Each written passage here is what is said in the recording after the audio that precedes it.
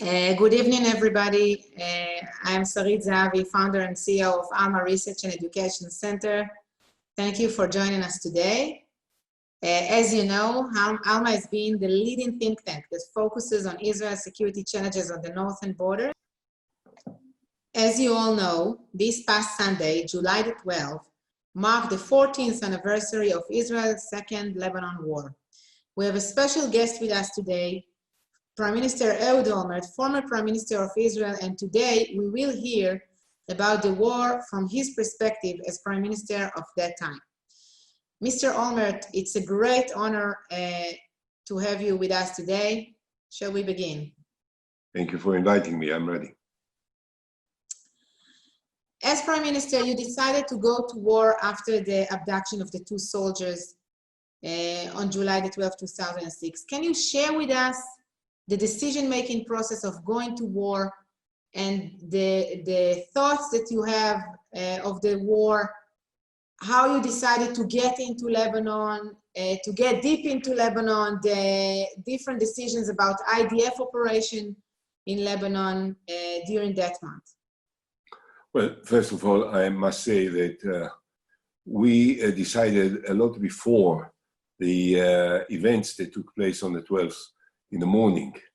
The Lebanese issue was part of my agenda from the first day that I took over from Sharon, when he was incapacitated and I had to, over a second, to assume all responsibilities for the prime ministership. This was Wednesday night. On Sunday morning already, I had the first session with all the senior military and security advisors, chief of staff, the head of Mossad, the head of the military intelligence, the others, to examine and observe what is the situation in the north, what can we do, what should we do, under what circumstances. So, this started a process of many such meetings that took place between the 7th of January to the 12th of July, when the hostilities actually started. If you recall, the period between 2000, when Israel pulled out from Lebanon, and until then, was marked by almost continuous hostilities from the Lebanon towards Israel, with all endless attempts by the Hezbollah to abduct Israeli soldiers and to attack Israelis in different parts of the borderline, which was marked, by the way, by Resolution 425 of the United Nations Security Council. So in those sessions, the number of such meetings that took place between the beginning of January to the 12th of July was more than any discussions that took place between the year 2000 to 2006. I was a member of the cabinet for 3 years before, and I don't remember any major strategic discussion about the situation in Lebanon, except for the situation in the divided township in Raja in the north, which was partly held by us and partly held by the Lebanese. And there were some attempts by Hezbollah to abduct or to penetrate into the state of Israel through this village. So other than this, there was no discussion, and certainly not in the 3 years that I was a member of the cabinet and the defense cabinet, that there was any strategic analysis of the situation. And in the series of these discussions that I held with all the military experts, the bottom line always was that if and when the Hezbollah will try to abduct again and will succeed to abduct again Israeli soldiers, and they will shoot rockets across the borderline from west to east, we will not be able to hold our fire, and we will have to respond in an entirely different manner from what we did until then. As some of the top advisors, chief of staff and others said, if this will happen and we will not respond as we actually did after the 3 Israeli soldiers were abducted and killed, if you will recall, when Israel actually was already out of Lebanon, it will be a strategic loss for the state of Israel, and we can't afford to do it. So the option to retaliate that way to an abduction was already on the table before the abduction? It was not only on the table. There were specific plans that were discussed and approved by the highest echelons of the army and by myself, the Ministry of Defense and myself, long before it actually took place. So when on the 12th of July, the event took place precisely what we have anticipated that they may do, which is to abduct Israeli soldiers. You will recall that not only the two, Udi Goldwasser and Eldad Regev, of blessed memory, that were killed, but at that time we were not certain. We didn't have any direct proof, although we suspected that they were killed. 8 others were killed in the ambush to the Israeli tank, and they were shooting rockets all across the border. So this was, the war was actually, the war started by the Hezbollah. The question was whether Israel will just sit still or will just respond in a very weak way just to signal to the Hezbollah that we will somehow, we will acquiesce with it, or that we have to change the equation this time and do something different from what we did until then. And the decision that was we took long before the event was that if it will happen, we will respond in an entirely different manner.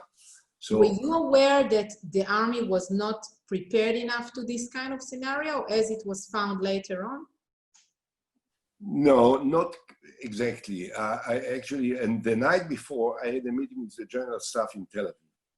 And there were all kinds of complaints, some of these complaints, about a shortage of budgets and all of this, which were said in every meeting with the army as part of a routine. The chief of staff and the deputy chief of staff at that meeting summarized, the bottom line was, we are ready for any eventuality. We are ready and to do anything that will be needed in any front, including in the North Front. By the way, before the 12th of July, as part of my preparations for such an event, I visited the Northern Command, and the commander of the Northern Command, General Adam, took me around with all my advisors and military experts all over the place, precisely in order for me to get acquainted with all the different options and the different difficulties that we may face in the event of an eruption of such hostilities. I wasn't aware that the performance of the army in some areas will be unsatisfactory, as it turned out to be. But in others, it was very effective. But I can say that, from my personal experience, I continue to serve in the army later on, that the lessons definitely were learned. And I'm pretty sure that in the next war, the army will be much more prepared for this kind of scenario. I hope so. I hope so. I don't want to comment about this. I have some opinions about it, but I'm not sure that this is the time and the place to make an outing for this, because it's very sensitive.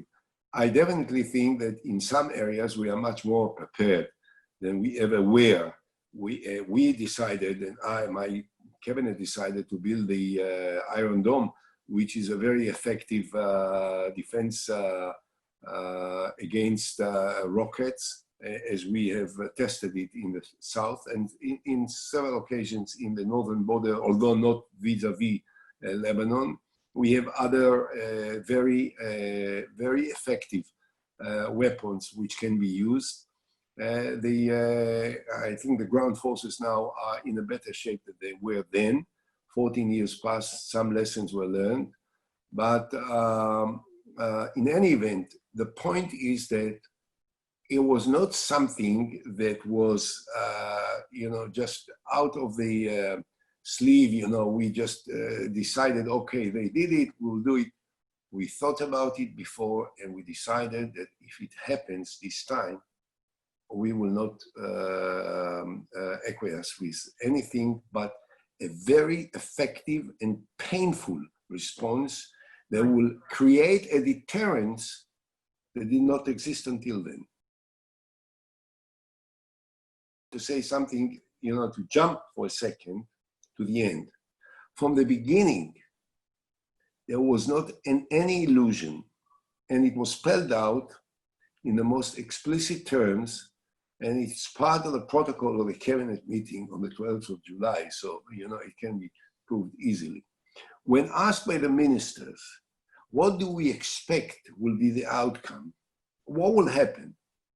I said, many others did as well, the army guys said as well, but I said, and for that matter, this is always at the bottom line when the Prime Minister says it, I said we have to expect a long encounter that may take much longer than previous confrontations with Hezbollah, that their range of their rockets can reach south of Haifa, and therefore close to 1 million people will have to sit a long time in shelters. This is one thing. So there was not any surprise in terms of the unfolding of the events from the beginning.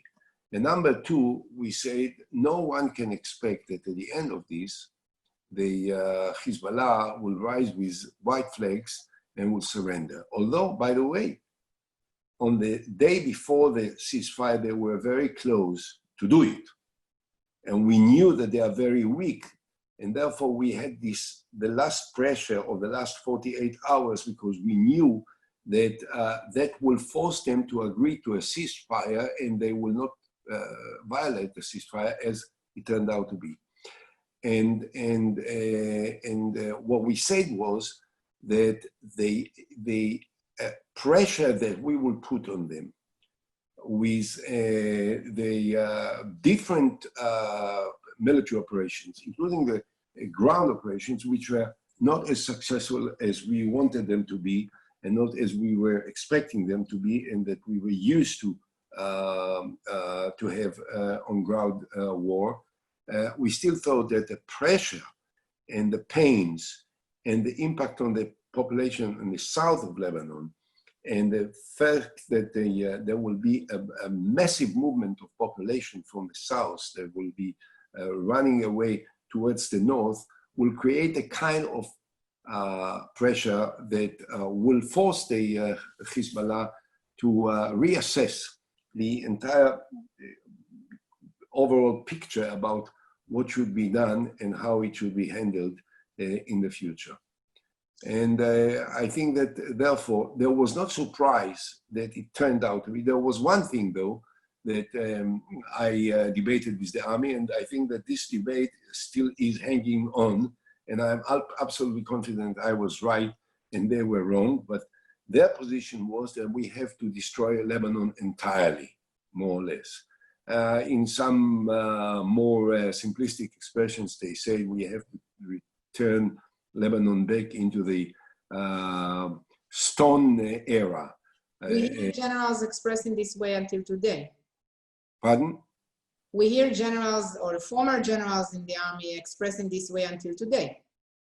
Yeah, I say that they still stick to this position. I thought that they were wrong, because they thought that if we will do it, maybe the war will end up within 48 hours. But I say the war will end up maybe in 48 hours. Hezbollah will not suffer, and we will make all of the Lebanese people, all of the Christians in Lebanon, permanent and eternal enemies of the state of Israel, and we will lose the sympathies and the support of the entire international community, and therefore we will not make any strategic gain that we were expecting from this encounter to the long-range interests of the State of Israel. And I argued with I decided against the advice then, and I haven't changed my mind. And I think that 14 years afterwards, with the fact that there was not one bullet shot from Lebanon towards Israel, I think is a living proof that my assessment, in spite of some of the disappointments that we have gone through in this encounter, that my assessment was correct, and that the decisions that we took ultimately were the right decisions. Look, this week, Alma Center published a report that included 30 sites of missiles, launching sites inside Beirut, of Fatah 110 missiles, of Hezbollah inside Beirut. It isn't something that we didn't know as Israelis until today, but it's the first time that actually we can publish something like that from open sources. And we received a lot of responses, and this report was quoted and cited in many websites. And the main thing that comes up from this report is that the human shield tactic is the main tactic of Hezbollah. This is what they do. They hide the rockets inside populated areas. They plan to launch from populated areas to populated areas and civilian infrastructure. So what you've said about, you know, the willingness of the general to convey a message with the Lebanon going back to the Stone Age, how does that fit to the question of collateral damage when we understand that we're going to have huge dilemmas in the next war, while Hezbollah hide most of its military assets inside the homes of the Lebanese? First of all, you know, they were hiding the rockets and the long-range missiles also in urban centers during the Second Lebanese War. And we have destroyed most of the launchers of the medium-range and long-range missiles, in spite of this, without any massive damage or collateral damage to the civilian population. We just had a very good intelligence about the locations of these launchers, and we had the technologies that enabled us to reach out for these launchers and to destroy them, so they couldn't shoot the medium-range and long-range missiles massively. They shot some, and most of them were not very effective. And on the first night, we destroyed many short-range or medium-range rockets that were hidden in houses in different villages in the south. And we destroyed only those specific houses, 68 of them, which hosted these missiles, and they couldn't use them. So I think, number one, we are aware of this for all that period. Number two, I think that we have developed the intelligence that we have today is much richer and more comprehensive than we ever had in the past. And the measures and the technologies that we have developed since then to deal with these rockets is dramatically different from what we had in 2006. So I'm not sure that whatever the Hezbollah says, and Nasrallah is a big talker, he's got the biggest mouth in the Middle East, but the fact remains is that throughout this period, for the last 14 years, you know, starting with the first days of the ceasefire, by the way, after the first days, after the official declaration of the ceasefire and the end of hostilities, the Israeli forces stayed in Lebanon for another almost 2 months in different parts of South Lebanon. Not one time did they shoot Israeli soldiers when they were in the south of Lebanon. And also there were some confrontations where the Hezbollah fighters were killed by us, and it didn't provoke them to do anything, because I think that they pulled out from that confrontation. As Nasrallah himself said, had I known 1% of what the Israeli reaction would be, I would have refrained from doing it in the first place. So I think that what happened is that when the war ended and the Hezbollah was certain that they lost dramatically, they were bleeding, they were pained. Some of their front units were about to surrender because they were deprived of any assistance that was supposed to come from the north, and they were begging for support. But when they heard how the Israelis criticized the war and that we declared, I mean, many of us, not me, but many in Israel declared that we lost the war, they decided to manipulate it for their advantage and for their psychological warfare against Israel. And they started to, in a very arrogant manner, to say, we defeated Israel. But Nasrallah knows the truth. And that's why he said, had I known 1% of this, I wouldn't have started on the first place. And the fact is that since then, many things happened. I don't know who did it, but the fact is that the chief of staff of the Lebanese, of the Hezbollah, Imad Monia, was killed in Syria. I don't know who did it, but they think that we did it. They say that we did it. They blamed us that we did it, and they didn't respond. And many other things happened, which they thought we did. Whether we did or not, I don't know. But they were absolutely certain that we did it, and they still refrained from reacting. So I think that we created a deterrence that did not exist until the 12th of July. We had no deterrence, and this was the one fundamental element that was entirely ignored by all those that, including the Vinograd Commission, that criticized the performance of Israel and ignored entirely the fact that there was no deterrence. Every week they wanted to shoot, they shot. They didn't think that there will be an Israeli response. Since then, they know that it's better not to engage in such a way with Israel. And this is part of the great strategic achievement of the Lebanese war.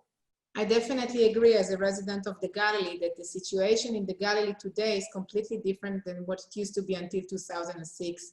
We are experiencing a relatively quiet Galilee. Yes, we had a few incidents here and there with Hezbollah and other small. No, but not from Lebanon, on the Golan Heights, but not from Lebanon. No, and also from Lebanon, we had a few incidents from Lebanon as well by Hezbollah, but they were mainly retaliation. No. Sorry, I want to, if I may, if you will allow me. There was a very small unit of the international jihad in the south of Lebanon. Mm-hmm. And this unit, which is not part of Hezbollah, tried to provoke confrontation with us and Hezbollah. And on few occasions, they got hold of rockets and they shot them. They didn't cause any damage. But this was the only events which took place. No, we had two more incidents. One was last September, and the other one was 2 years ago. The first one was after the killing of Jihad Mournia in the Golan Heights, and the second one was last September with the anti-tank in Avivim. Well, but they were retaliation to the killing of Hezbollah. The young Mournia was killed in Syria. Exactly. So yes, bottom line is what we can say, or we can conclude from everything you've said, is that there are actually two keys for success in keeping the Galilee quiet. One is in good intelligence, and the other one is effective deterrent. And I agree with you that both of these are still relevant, and IDF is still succeeding in holding these two, and that way I can speak to you from the Galilee and feel safe over here. Now, so just adding another component for that is the UN forces in Lebanon. And we are getting closer to the debate in the United Nations Security Council about the UNIFIL force over there. There were a lot of expectations back then in 2006 from what the UN could do in Lebanon. The force was greatly enlarged from a small force of 2,500 soldiers. Today, it's almost 10,000 soldiers. The 1701 resolution tried to create an area which would be free of any illegitimate weapon between the Litani River and the borderline, and this actually didn't happen. What's your views about UNIFIL's mission, and what should be done with that force today? Well, originally, when the 1701 resolution was adopted by the United Nations, part of it was the deployment of military forces of European armies, and indeed there were European armies. I remember that the Prime Minister of Italy called me once and said, "I need your help." I asked him why. He said, "We want to send Italian soldiers to be part of the deployment of European soldiers into south of Lebanon, but I don't have enough support in parliament, and I needed Berlusconi, who was at that time in the opposition. Romano Prodi was the prime minister, and he asked me that I will talk to Berlusconi and ask him to support Prodi's resolution in the Italian parliament to send the Italian soldiers, which they did. And there were many others. Subsequently, the makeup of this army has changed, and the soldiers came from other countries as well. I would say this, the deployment was of 15,000 Lebanese army soldiers, and also it was supposed to be 12,000 European and UN UNIFIL forces. I don't, I can't go now exactly how many of them actually were present at any given time. I think that for a considerable amount of time, the presence there was significant. And the fact that they were deployed there, the fact that they were around there was helpful in maintaining the ceasefire and the lack of violence and hostilities. If I would have to, had I been in a position now to decide what kind of armies within the framework of a resolution that will have to be adopted in the UN, I would insist on perhaps a makeup of some other armies, not necessarily the ones which are now deployed there. I'm not sure that they are as effective as we expected them to be, but I think that the combination of their presence and the fear of Hezbollah to engage in a direct confrontation with Israel together is still effective enough to keep the entire front Prime Minister as quiet Olmert, as it is. Their mission was not supposed to be only keep a peacekeeping force. They were supposed to also make sure that the area from the Litani River to the border will be empty of any illegitimate weapon. And Hezbollah holds about 50% of its rockets in this area of operation. Hezbollah excavated tunnels in this UNIFIL area of operation. They failed to stop Hezbollah operational development over there. It's true that, as I said, they did many things which are not in line with the exact wording of the resolution. There is certainly a violation of the resolution and the lack of efficiency by the armies that were deployed by the United Nations to the degree that were expected in advance. But I think, and I would put it, in a restrained manner, but I think we know how to deal with Hezbollah. We know how to deal with what they did. We have a very good intelligence on their the excavations of the tunnels, and I think that they know that we know. By the way, I remember that on the 25th of June 2006, which was the day that Gilad Shalit was abducted, and when I summoned all the military experts for a consultation, and they briefed me about the abduction of Gilad Shalit, the first thing that I asked them was, tell me, do they have tunnels in the north? And can they have tunnels in the north? Perhaps they already excavated these tunnels in the north and we are not aware of it. And I'd rather you check it. So the answer was that they don't do it. It's not impossible, but it's very unlikely that they will have tunnels. So it has changed. They thought perhaps they can do it, but I think that in the meantime we have developed the necessary technologies that we didn't have at the time in order to find out whether or not tunnels are excavated, and the fact is that we have uncovered it. So Well, look, no one wants to say, I mean, it has to be clear, no one wants to say, not vis-a-vis Lebanon, not vis-a-vis other places, that everything is perfect, that we have complete control, that we have complete defense, that we can be rest assured that nothing will happen. No, but I think that we are in a much better position now than we ever were. The fact is that for more than 14 years now, the entire northern part of Israel is quiet and is flourishing, as you have just now said.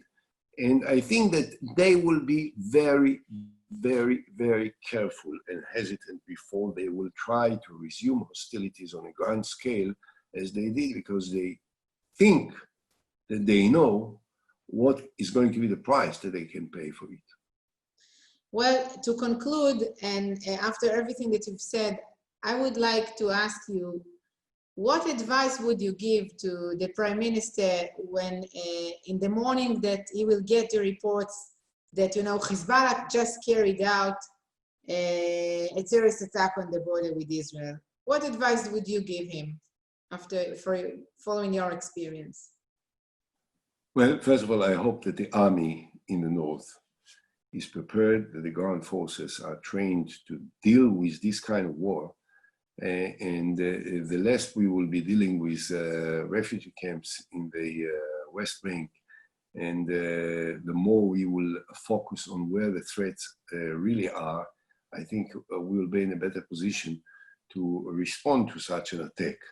The specific advice that I will give to the Prime Minister probably will not be expressed directly to him, because he never asked for my advice in the last 11 years that he was Prime Minister. And unfortunately, in the meantime, there were many strategic developments in the north which are not to the advantage of the State of Israel, particularly the fact that we have allowed the Iranians to penetrate into Syria, and we didn't stop them before they actually accumulated enough forces now stay put where they are, which is a dramatic failure, security failure by the State of Israel. I don't think, you know, I know that this is a very sexy question, you know, what will happen if they will attack us again? I don't think that the Hezbollah will attack Israel again in the same way, independently, entirely independently of other events which may take place in other places. Definitely. So it's more likely that if there will be a major, massive confrontation, say, between us and the Iranians in Syria, between us and Syria, between us and Iran across the Iraq, in the Iranian territory, that maybe something will erupt in the north with Hezbollah as part of the global or the regional considerations of Iran, but and therefore it will have to be met by Israel, of course, in consideration of the larger scope of events which will take place. I doubt very much that Hezbollah will just wake up one morning and say, why not try the Israelis again? You know, we are sick and tired of the Israelis. We want to remind them of how strong we are, and so on and so forth. That probably is not likely to happen. And if this will happen, my understanding is that Israel is prepared and is capable to respond in a manner which will be very effective and very powerful. Okay, we'll take it from there. Thank you very much, Prime Minister Olmert. I am really honored that you joined us today. Before we wrap up, if you love our work at the Alma Research and Education Center, you can donate and support us however you like and with whatever you can at israel-alma.org, or you can book a private webinar for your own group. make sure to join us at July 28th at 9 a.m. And then we will discuss Hezbollah's civilian wing and the way it enables actually the military wing. Thank you very much for being with us today. Thank you. Thank you very much, Prime Thank Minister you. Olmert. Hope Thank to you. see you soon. Thank Bye-bye. you for inviting me. Thank you.